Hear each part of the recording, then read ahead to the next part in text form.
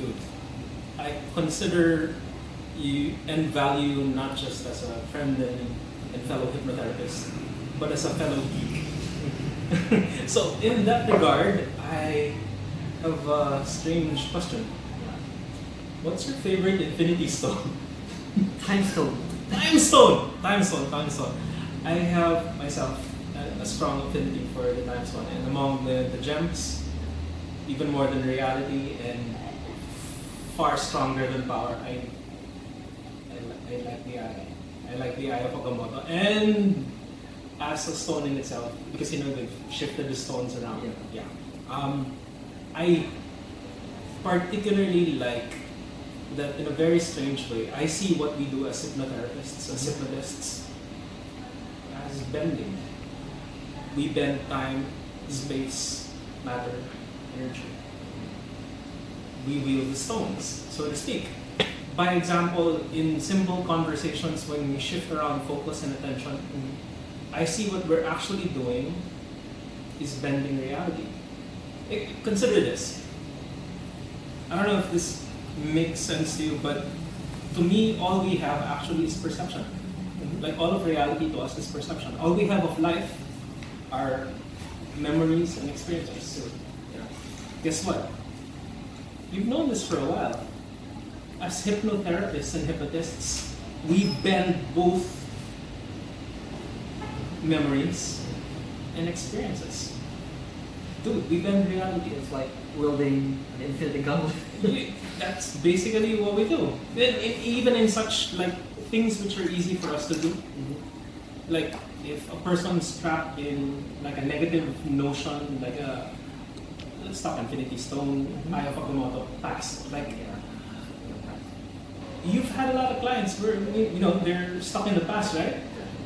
Can you give me an example of something you've done that's kind of like bending?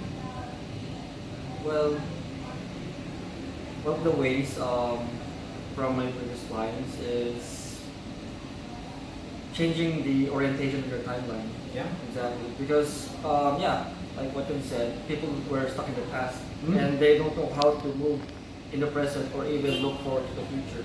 Right. So by shifting and dissolving their notions of what's stopping them and introducing them to a new way, a new path of thinking in their situation, instead of going backward or forward, why not try a sidestep? So I think that opens up a new path in really viewing and moving on to the present and looking forward to a brighter future. Bingo. I find really nice your languaging around this because even that is bendy, or they warp reality, like going beyond, looking forward to, looking back from. These are already bends. Yes. They're matter of fact and easy to you, but I want to highlight a fact that we forget as wielders of the magical arts, the mystical magical word arts. We forget that we wield strong magic. Because even before you considered these things that you're explaining to me now, you've been using them. But now that I'm highlighting them, you're beginning to see how stronger they are than you've ever considered. And now that you notice how strong they are, you might begin to see how much more powerfully you can wield them in the future. When, 5 years from now, having practiced this really strongly for a while, after noticing how powerful they in fact are, you realize you've become a much more powerful mage of the magical, mystical word arts. Like it becomes more potent when how you use it with your right awareness. Yep. That the words that you throw around, it's not merely something for play, but something that, like pulling an arrow. Absolutely. Really, you know now your target, and now you know the kind of wording, kind of language that you use to penetrate a target. Bingo. I see it in that way too, and that's what I see as our job as hypnotists. We redirect focus and attention, and therefore we redirect energy. And when we redirect the energy of awareness, we are in fact redirecting consciousness itself, and we are in fact warping reality. So, and we do that very casually. So I guess this is for me to highlight how much stronger you are than you ever thought.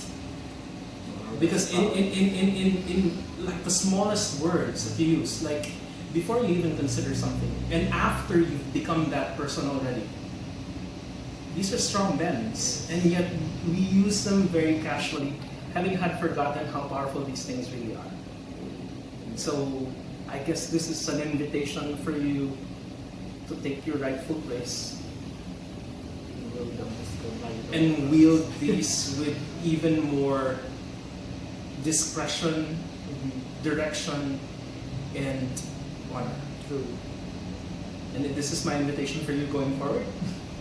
I hope this has been a fun conversation, because really I see it this way. We wield something very powerful, and we bend reality itself. Yeah, so something just not to take it for granted. Not to take it for granted. And a funny thing happens when you don't take it for granted. The tendency is, if you know how powerful what you're doing is, you behave differently. And a client notices that. I hope that makes sense. And I hope this is something that makes your practice even more powerful going forward.